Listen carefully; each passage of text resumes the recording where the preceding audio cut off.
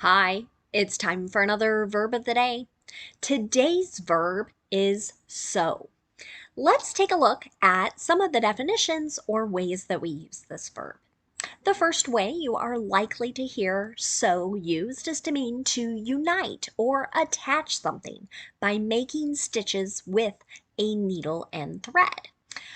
Or you could be making these stitches with a needle and a sewing machine. And I've included a picture of that down in the bottom right-hand corner of the screen here so you can visualize what sewing looks like.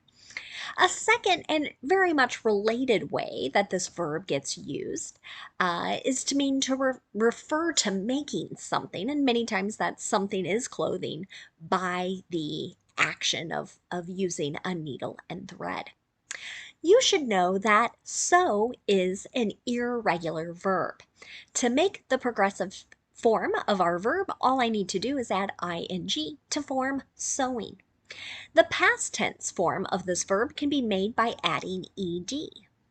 Now, in the past, I've had students ask and say, wait a second, Katie, you've told me whenever I have a one syllable consonant, vowel, consonant, verb or word, I need to double that ending consonant in order, or I should say before I add a suffix like ed or ing.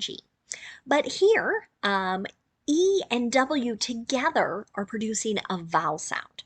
So while the letter W is very much a consonant, it's not making a consonant sound here. So that's why you're not seeing a double W here. And really you don't. That's a consonant we just don't double. So our base verb, so, ends in a vowel sound, and vowel sounds are always voice sounds. So when I make the past tense, I just add a D sound to the end, and I don't add an extra syllable as I say sewed. What makes this an irregular verb, though, is our participle form. So we have an irregular here. It's S-E-W-N, and it's pronounced sewn. Sewn. Okay. Now, there are a couple phrasal verbs that you might hear, and really it's sew up with a few different meanings. One way you'll hear sew up used is to mean that something is being completed successfully.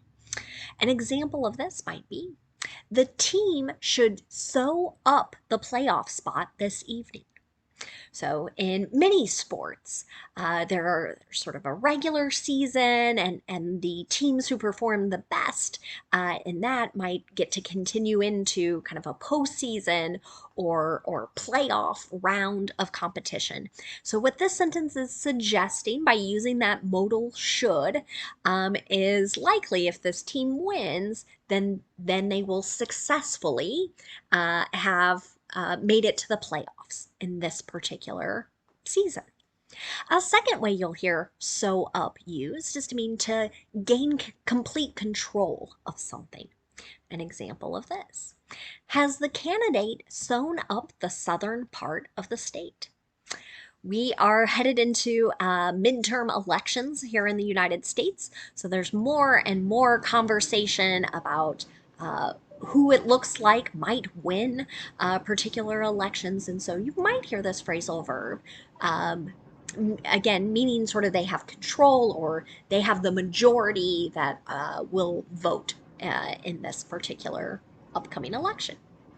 A third way you'll hear sew up used is to refer to stitches. So someone has a cut, a wound of some kind, and a medical professional of some kind uses stitches or sutures to close that wound. Okay, an example of this might be, the vet sewed up her dog and sent it home to recuperate. Okay, so we don't know the nature of the injury or the wound here, but we can imagine that stitches were needed for whatever reason on this particular animal, and now the animal needs to go home and recover and heal. Now let's look at making some questions. we're in just a moment going to make questions with our verb of the day, so, but it's been a while since I've reviewed how to make more information style questions. Today we're going to focus on using the past tense. Many teachers and textbooks call these WH questions because they begin with question words.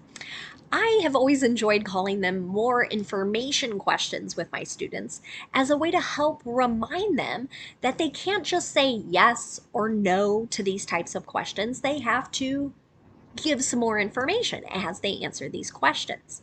So let's take a look at our structure. Okay. When we're asking this type of question, we start with a question word. As you can see, many times this starts with the letters WH. And in the past tense, what comes next is did, and then we're going to have our subject and then the base verb, and there might be some other words to give that question a little more context as well. So you can see in my chart here, I've got several question words, all of our subjects and potential base verbs. You're welcome to pause the video here and try and create your own. I'll make a couple, but really there are so many different possibilities here for you to make questions, right? So I could maybe ask someone, when did you wear those shoes, right? So I'm taking element by element, okay? We could ask the question, why did they go? Maybe to a particular event or to a particular place.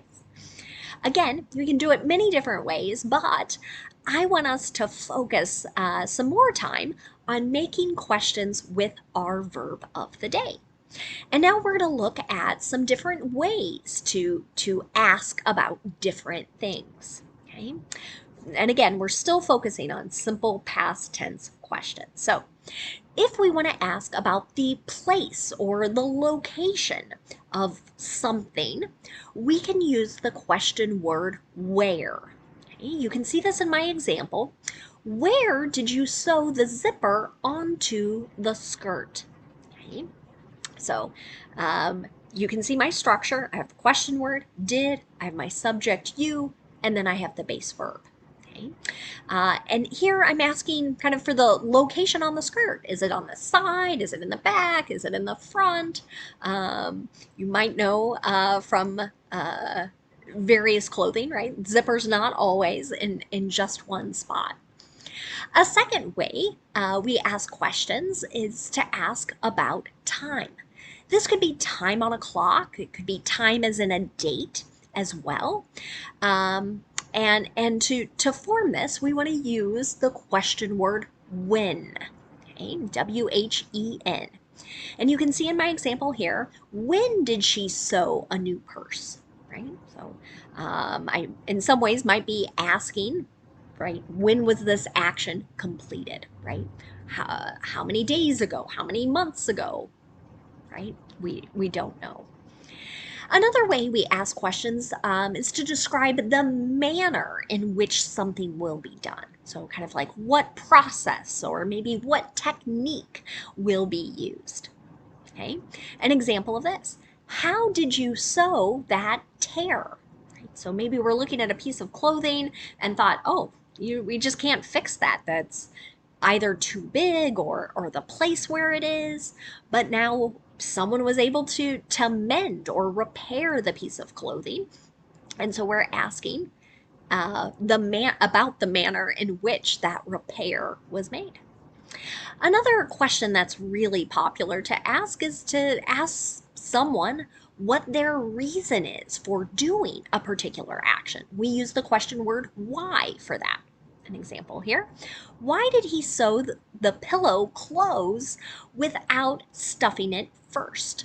Okay, so if you're someone who sews a lot, you might know as you're making a pillow, you might do 3 sides, right? Leave one open to put kind of the soft stuffing inside of it. But here we want to know why this person sewed the 4th side closed.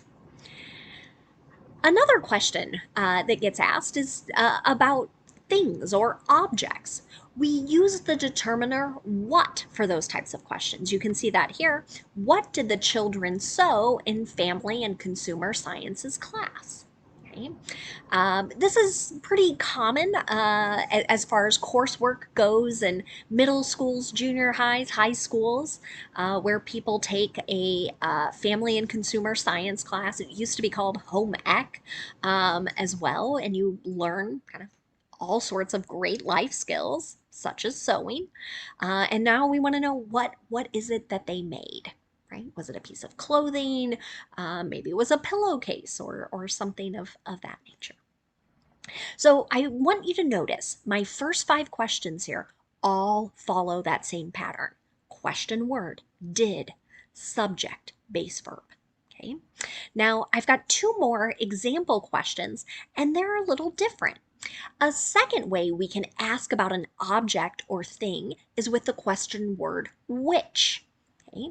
This one's a little different though, because with the question word which, we're generally giving people options or choices to select from. So after which, you're going to find a noun or in many cases a plural noun, and then did and our subject and our base verb. You can see that here. Which pair of pants did you sew? Right? So I'm asking people to select. Was it the black pair, the navy pair, the brown pair? Right? And the final way we make questions is to ask about the person or people who are responsible for doing a particular action. Okay? For that, we use the question word who, but our question word also serves as our subject. Okay, so you'll see here, this is the only time I use that ed form of the verb in the simple past tense here. It's with that question word who. Who sewed this apron, right? I'm asking who is responsible for the action of sewing a particular piece of clothing. Now, let's spend a few minutes looking at some words that are related to our verb sew. And the first word we're going to look at is the noun sewer. So we've added the suffix er. That generally tells us this is a person who, and then we can kind of connect back to our verb. So an example of this might be, my grandmother was a great sewer. Okay? It's not a word I hear a lot or see a lot as I read, but I want to point out another word with the exact same spelling, but a totally different pronunciation and meaning that I do hear more of. Okay, so we've got to be careful not to confuse our noun, sower, with the word, also a noun, sewer. Sewer. So I hope you can hear there's a different vowel sound here. A sewer is our underground system where waste, like from the bathroom and other water and materials flow into treatment plants so that we can kind of prevent a lot of disease from spreading. So be careful. Again, one is a long O sound, sewer, right? That's the person who sews. And then the second one is an ooh vowel sound, sewer. Okay. I also want to point out that there are 2 other words that have the exact same pronunciation as S-E-W. So those are the words S-O and S-O-W. Okay. All of these are pronounced so, but they have different meanings and are used in different ways. So can be an adverb that means to a great extent. An example of this might be, he runs so fast. Okay? With this particular meaning, a great extent, sometimes I think of very as being kind of similar in meaning there. A second way so gets used is to note that something is similar, or you might think of it also like that word, also. An example of this, he's been reading a lot and so has she. So what I'm saying is, similarly, she has been reading a lot. So can also be a conjunction. Sometimes it's used to mean therefore, right? So one thing happens, therefore a second thing happened or can happen, as it might be.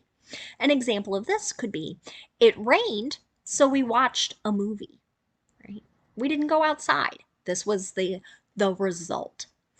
Another way so gets used as a conjunction is to mean in order that. An example of this, I dry our laundry outside so I don't heat the house with the dryer. Okay, so I'm showing a connection in order that I do this one thing.